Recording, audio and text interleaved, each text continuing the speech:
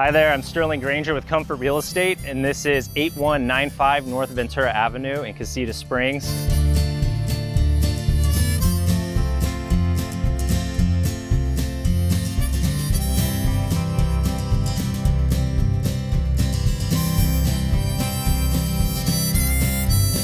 This is an outstanding property at quite the price.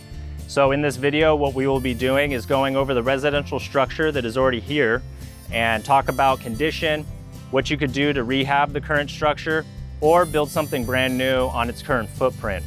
From there, we'll go over the easements that are on this property, and that way you know where you can expand and what are the utility you can get out of the property, perhaps building other structures or adding some amazing landscaping.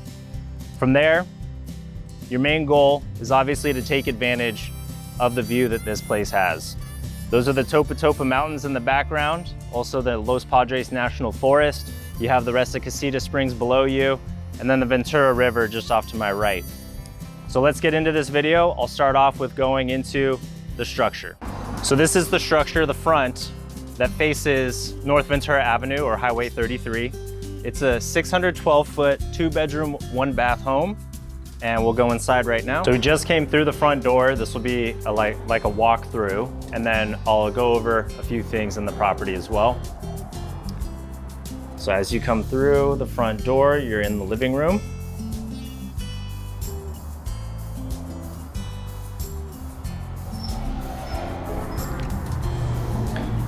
You will notice areas where, because the structure has shifted, you have the tape for the drywall and some of the plaster that has cracked. And then you have the kitchen. So through the breakfast bar area, you come into the hallway.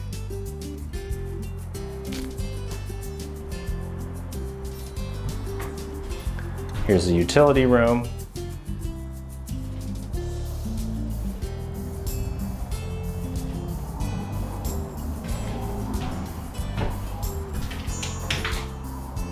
Back down the hallway into the bathroom.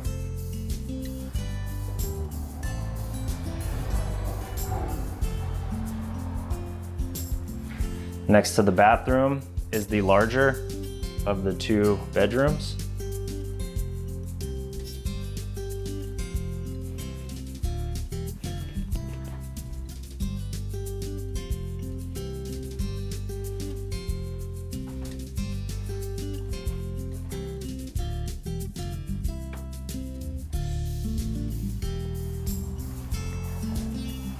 And then to the end of the hallway is the 2nd bedroom.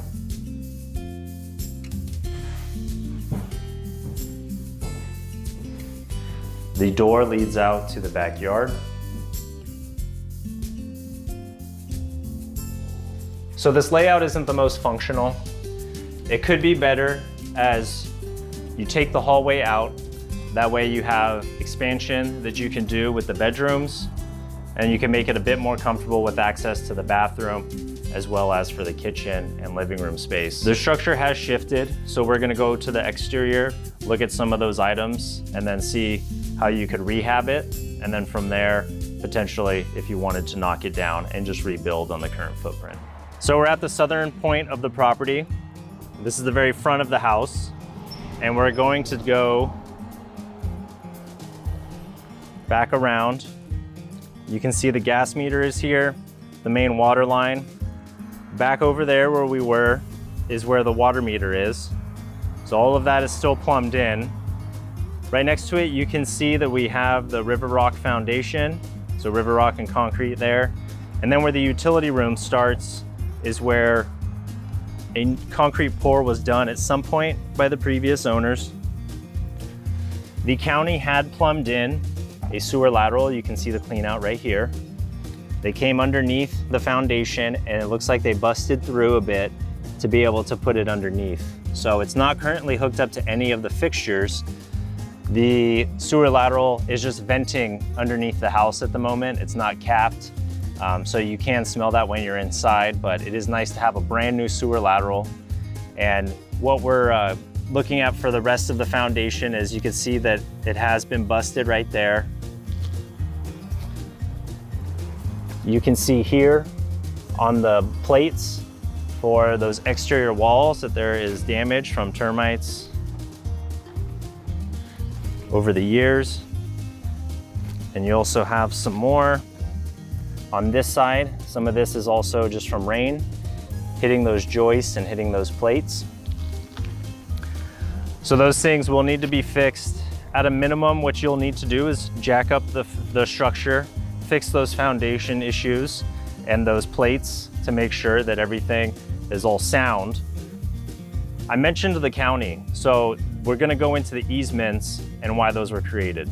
So all of this hillside, all of this sloped area that's been graded, compacted with this retaining wall, this is all easement. So essentially you wanna look at it from right where I am here in the driveway at the corner, all the way down to the back of the property. You can't build any permanent structures here.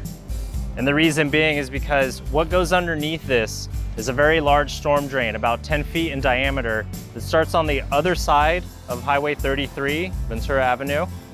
So it starts on the other side at Fresno Canyon, comes underneath a couple of properties over there, underneath the 33, underneath the neighbor's backyard, and then right through here, underneath that retaining wall, there's a service road, and then out into the Ventura River. So that was for a water mitigation project, really big deal. They had purchased this property in 2012 so they could get that all done. They didn't complete it till 2021. So with that, they held onto the property for a bit and then finally sold it to the current seller. You could still do a lot with this space though. So what you could do is do some landscaping to fortify at least the slope here and the grade. We have a rendering of possibly doing stairs down to the bottom gate, and that way you could have your guests, or for you and your daily driver, you could park down on Edison Drive down here and then walk up to your home. That way it's a little bit safer than parking off of Highway 33, but I'll also go into where you could add some parking and make some more utility. So this part of the property, this is the driveway that was put in by the county. You can see that it's all nicely poured, really level concrete. It's a perfect pad if you wanted to put a larger trailer here, maybe a fifth wheel, something that's about 23 to 30 feet, could comfortably fit here. Right where this plate is, you have a clean out. So that's in addition to the one that's next to the house. So you have that clean out there just for servicing if you need to, bust through any wipes or anything that were put down there. But right here, you could tie in with your trailer, have it sitting, tie in here, get a drop from the power lines, and that way you have service while you're working on your house. So this would be the main gate, the main part of the property you could enter from. But as you've seen, the 33 can get busy. So that's why I was mentioning down on Edison Drive might be a better place to park it for your daily driver, make it easier for guests as well. But if you removed these oleander bushes right here, took those out, the shoulder is so large right here that you would have plenty of parking for at least 4 to 5 more cars if you wanted to do it that way. But my main thing is that I want you to know that if you're working on this home as your primary residence, you have plenty of space to be able to put your trailer and fix it up while you're doing that. So the other easement you need to know about is the sewer lateral and where it comes from. So there is a substation for Edison right next door. They brought down the line that goes over to that property. They brought it down from the corner, and it actually comes through the front gate where we were when we took that walk around the perimeter of the property. So it comes down right through the gate, right through the front yard here, takes a bend, goes underneath this concrete, underneath this wall, and then out to where we looked at the clean out in the driveway, goes all the way down the graded slope out into Edison Drive. So obviously you have the clean outs that branch out from there that service the property. But that's an easement right here that you need to know about, because in terms of expansion, if you were to bring the structure out, you're gonna be limited with how much you can do that. So the only other spot that you could potentially do building on is, or an addition, is on the other side towards the backyard. So here at the backyard space, what you could do is bump out the structure in more of a right triangle type of way. The reason I'm not saying you could do it more as a square is because if you want to maximize the amount of area that you could build, it has to be a right triangle, because the easement for the graded space and also the retaining wall that the county still has, it comes basically right in an angle to where you're positioned from the camera. So as it comes through this part, you really can only bust out from the current structure from basically the corner to the other corner of the property and then back. But with that, you could put tons of windows right here. You have all of this view to take in. It would be an odd shape, but still something to use. And also this is Casita Springs, so we're used to odd things over here. The other option you could potentially do for development is keep this current structure. If you fix the foundation and everything else with the joists and the plates, you might as well just build up. So you could add a second story and maybe do it as more of a duplex style. So that way you're not looking at it as just a residence that doesn't produce any income. You have a 2-bedroom, 1-bath on the bottom, 2-bedroom, 1-bath on the top, exterior staircase, and then that way you're maximizing every square inch of this place. I would also potentially, if you're just gonna stick with the single structure, I mean, you could do it still if you're just gonna do a second level, but do a deck out here. From that deck, you could put a shed, make like a she shed or a man cave or an office that's disconnected from the house, run some power to it, have an AC unit or a mini split, renovate that inside. So if it's like a tough shed, it makes it really easy to do that. And then that way you've got more utility out of the property than just making this all grass. But if you did make it all grass, you put a hot tub here, a nice gate that goes on that retaining wall to stop anybody from going to the other side. Amazing view to take in. So lots of ideas, lots of things that you can envision happening here.